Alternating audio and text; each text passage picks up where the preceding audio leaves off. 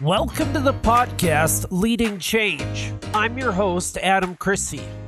Our guest today, super amazing guy, talks about music and leadership. This particular podcast is going to be about leadership because it's on podcast Leading Change, you know. So he is the chair of music education and the associate director of bands at Lawrence University Conservatory of Music in Appleton, Wisconsin.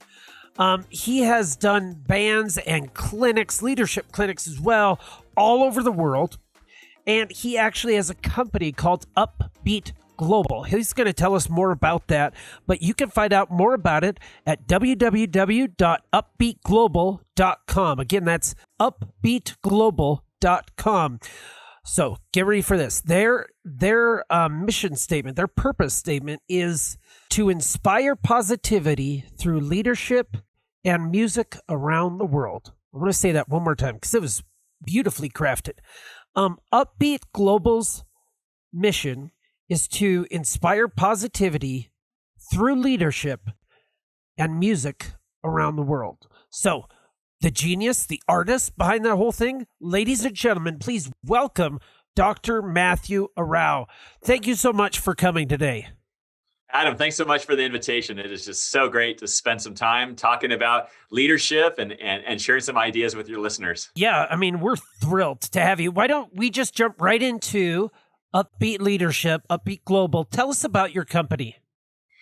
Oh my goodness. Well, I began teaching leadership beyond my high school music program. So I'm a band director and I taught for 15 years in Colorado, started a leadership program mid-career with my own students.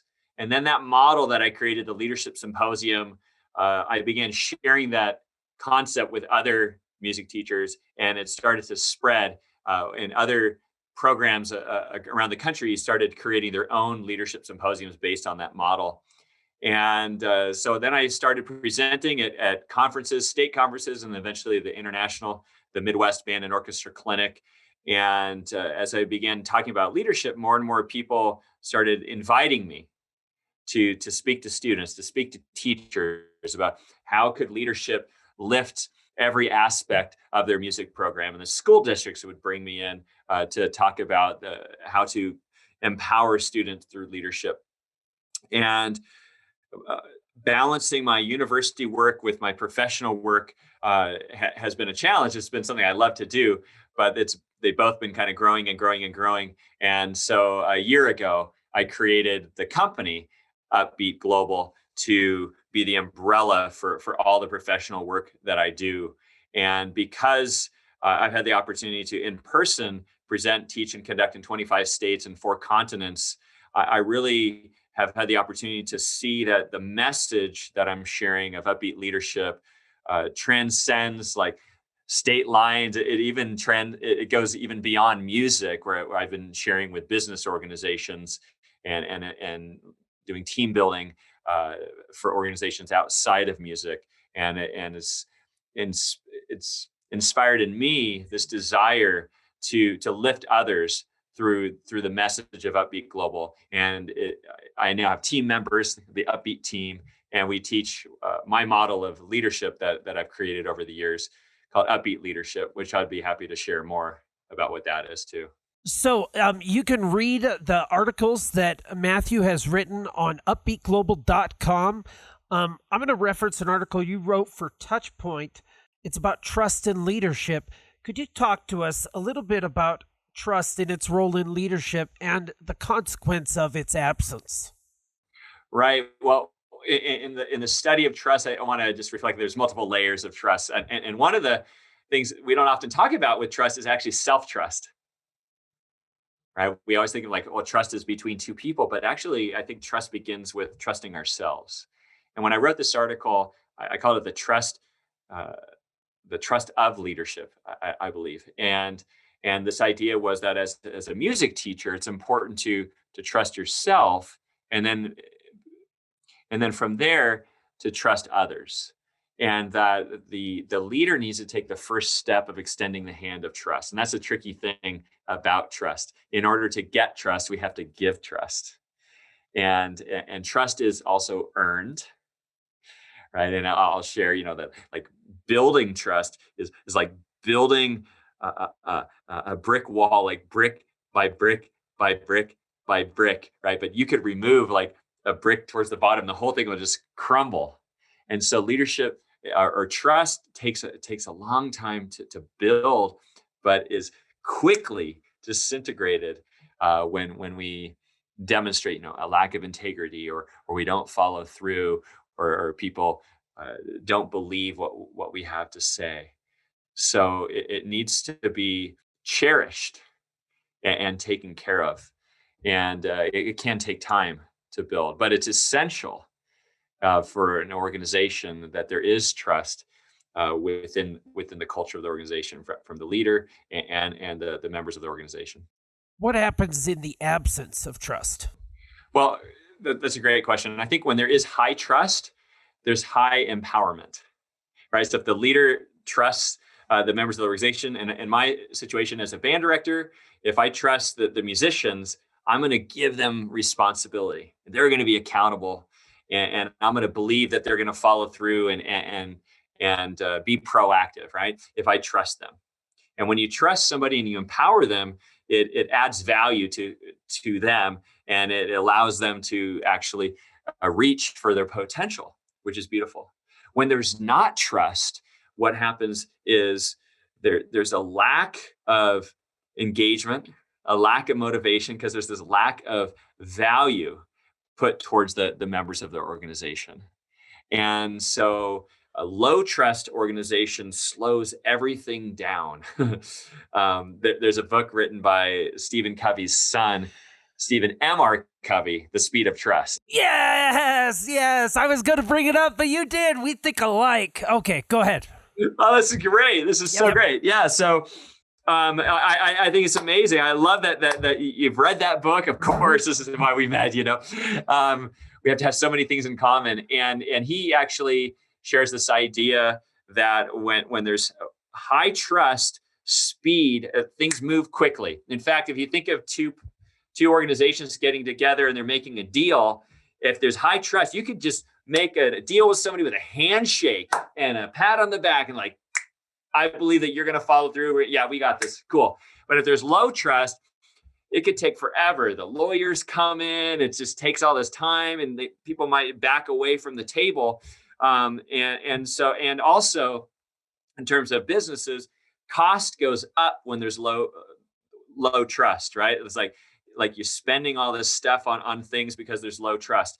But when there's high trust, cost goes down, profits go up, and speed goes up. So you can move really, really quickly when there's trust in an organization. When you apply that in the music world, when there's high trust, there's so much collaboration. And I find there's a lot more joy in a music ensemble when there's trust, because the students trust that the director, the conductor has their best interests at heart. So when you ask them to do something, it's like, yeah, let's do it, because we have the same goal in mind. We're moving in the same direction. But when there's low trust, it's like we could be moving this confrontational conductor versus student versus student. And the drama that ensues, it just weighs everybody down, and we don't get to maximize our potential and make progress towards our goal. So trust is like essential. And that's why I included that in the article. What was your greatest challenge as a leader? And then the follow-up is maybe tied to that. It could be different. What was the toughest decision you've ever had to make as a leader? So I guess in general, and then a specific example. Okay, well, the greatest challenge I've had, it's happened twice, was when I took over an organization. But I'll focus on one. When I took over the middle school band in my second year of teaching, I was following a director who had been there for many years, beloved, students loved her, and I really struggled following her and had some resistance from the older students, which were the eighth graders. Fast forward 8 years later, I'm moving to the high school, taking over the high school. Director had been there for many years, highly successful. Again, massive resistance from the older students, particularly the senior class. And I arrived with less experience And so, you could say I wasn't at the level of my predecessor. Right? I had a huge learning curve to catch up, and that resistance and working intentionally against me in the beginning was very difficult. But because of the earlier experience in my career, I realized that you just got to stick with it. You just got to persevere. But I do remember those challenging times, and it would have been easy just to give up. So what was the toughest decision you've had to make? Yeah. So, man, I really hope that it's not deciding whether to do this podcast or not. that's a good one. I'll tell you the decisions I really have hated to have to make as a leader is when auditions for drum major in when I was a high school director, and when students would be auditioning for leadership positions. The hardest thing, the thing I hated doing the most was not was cutting students. Not every student could be drum major, and letting them know that they weren't going to be able to be drum major or the leadership position. That was just really hard for me to share that news with students. So, and that might be similar in a business to having to lay off an employee. Have you figured out a template to use yet? Or a way that you usually do it? Like, I'm going to start with something positive and then I'm going to slam them. Sandwich? No, it was, we'd put the list on the wall, and then the kids would come and see that's how it was done. And then, we'd have the office door open to talk with students, but inevitably there were tears, and that was tough. That's kind of funny in the sense that I know people that they would post that list, and then they post that list, and kids would come up to it, and before they turned around, you heard tires screeching out the driveway, like they were not going to wait. But you'll actually open yourself up to talk about that. That must be, that's a vulnerable position you're putting yourself in. Oh yeah, that's for sure. But I felt that the students deserved it because, they put themselves out there. They were vulnerable. They went for it, right? And going for it in life, we want our students to do that. We want them to have courage and pursue their dreams. And I also talked about failure a lot with my students, and fail forward, and that success comes with falling down, and it's falling down is part of getting better. If you're not falling and down, or metaphorically skinning your knee, or you got to have some skin in the game, and when you're going for it, there's going to be some struggles, and so we would talk about that and share that. So I'm not saying that made it easier for my students when they didn't get the positions they wanted to, but at least we discussed it. Okay, so let's talk a little bit about movies, shall we? Or one movie in particular. It can be more than one, but what would you say has been a movie you really love to watch based on its leadership example? Well, that's really interesting. So for me, I believe that leadership is inspiring and encouraging others to achieve their full potential. That's my definition of leadership, right? And I also believe that leadership comes from within, right? And it's this whole idea, in order to trust others, we need to trust ourselves first. In order to show kindness or compassion to others, we need to begin with showing kindness or compassion to ourselves. So I believe that leadership comes from within, and an example of that for me is Rocky. Hey. Yeah, and this whole idea, the underdog, right? But he didn't give up. And so he was self-led, right? And he had his coach Mickey, but Rocky was this model of perseverance and not giving up and pushing through. But in terms of a leader in a movie, and this might be a surprise, but it's Empire Strikes Back. You want to know why? Of course, yes. It's one scene. Yoda, the ultimate leader coach, teacher. All right, so when Luke Skywalker goes to Dagobah to find Yoda, he crashes his X-Wing fighter in the swamp, and it sinks underneath the water. And Yoda's teaching Luke the Force. And Yoda instructs Luke to raise the X-Wing fighter out of the swamp. And Luke begins, and he extends his hand, and and for a while, the X-Wing fighter starts to rise just a little bit. But as it starts to go, I think Luke is filled with self-doubt, and the power that would be necessary to lift it up, he thinks it's impossible. So he gives up and he walks away. And then Yoda looks at the X-Wing fighter and puts his hands out, and he raises the X-Wing fighter out of the water and brings it forward and gently lands it on the shore. And Luke walks over in disbelief and says, "I don't believe it." And Yoda says, "That is why you fail." And for me, I think that is such a powerful lesson that we need to believe it. We need to believe it in our heart that it can happen. We need to believe it to see it. And I think that Yoda teaches us this incredible, powerful lesson in that moment. Okay. Can you just really quick for our listeners do your best Yoda impression of that line, please? So funny, guys. I actually considered doing that when I was. No, you gotta do it. You gotta do it. Right. So Luke says, I'm glad you didn't ask me to do Jar Jar Binks or something like that. So Luke says, "I don't believe it. That is why you fail." Yes, Academy Award right there. Oh my gosh, that's fantastic. That is going to live on the internet, and your students are going to find that. I love I love the line about like there is no try. There's only do or do not.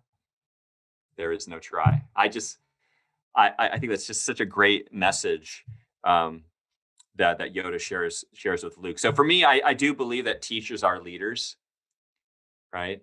And that leaders teach as well, and that's why I chose Yoda. Now I could have chosen like Braveheart or The Gladiator, which I also love, and they're really inspiring. And the Braveheart scene, freedom, like that inspiration, the Mel Gibson, William Wallace, like leading the charge. But I decided to go more like the lead from within Rocky or the ultimate teacher, Yoda. That's awesome. There's so much gold in that. So what I was thinking is, as you were mentioning that is, and I'd be interested in talking about the comparisons of that scene and the scene in the Bible where Jesus wants Peter to walk on water, and when his faith sinks, he starts to sink. Do you see comparisons at all between those two? George Lucas was so well read, right? And read so much spiritual work in Eastern philosophy. And so I'm sure that he was, fluent in the Bible's teachings as well. I never thought about that, but that's so true, right? It's about faith. Yep. It's about faith. And faith and a leader has to, believe in their purpose and their cause so much, right? And where others might doubt, the leader has to have clarity. And I think in both of those, like Yoda had clarity in the story in the Bible, Jesus had clarity, but the disciple doubted, right? And while it's not always easy to have that sense of clarity and purpose, but when we do have that sense of purpose, and we know what we're about, then it's like when you know the why, the how and the what are revealed. And I just love that idea when you have a strong sense of purpose. You just had your own moment right there, your own Yoda moment. Say that one more time. When you know the why. When you know your why, the how and the what are revealed. Does that make sense? So like if you, because so much of us are like, what's my purpose? What's my meaning? What am I here for? And when you discover that, you'll figure out how to get there. If Yoda and Jesus had a baby, it'd be Matthew Arau. That's what I'm learning right now. I don't really know what to say. I'm going to step in it, whatever I say here. Who is on your Mount Rushmore of leaders? Your top 4 leaders, if you could carve into a wall somewhere, who would they be? Well, people that have been really influential on me, Nelson Mandela, Martin Luther King Jr., Mahatma Gandhi, and Mother Teresa. That's awesome. That's great. Okay, so I learned this from a guy named Bill Hybels. I don't know if you know who that is, but he was fantastic on leadership. He was the head of Willow Creek Church for a long time. And he said, like, there are these moments, they're called Popeye moments. And, supposedly I remember it, but it was a long time ago. But like when Popeye had his spinach, just before he had it, he'd be like, I've had all I can stand and I can't stand no more. And like then I made him sound like a smoker. I don't think he's a smoker, but anyways, he would take the spinach and then like hulk up and then clobber people. What are the injustices of the world or the things that really get you fired up, or they made you at some point in your life say, I've had all I can stand and I can't stand no more. I'm going to stand against this one thing? Well, as a kid, I know that I was always standing up for the underdog. Maybe that's why that Rocky story really resonates with me. Is the kids that were picked on. I seem to always kind of like gravitate towards defending them or sticking up for them. And I think that maybe was like the beginning of this, my idea of justice, right? And what also drew me with this idea that, I might want to pursue law was to, be there to stick up for the person that didn't have as much.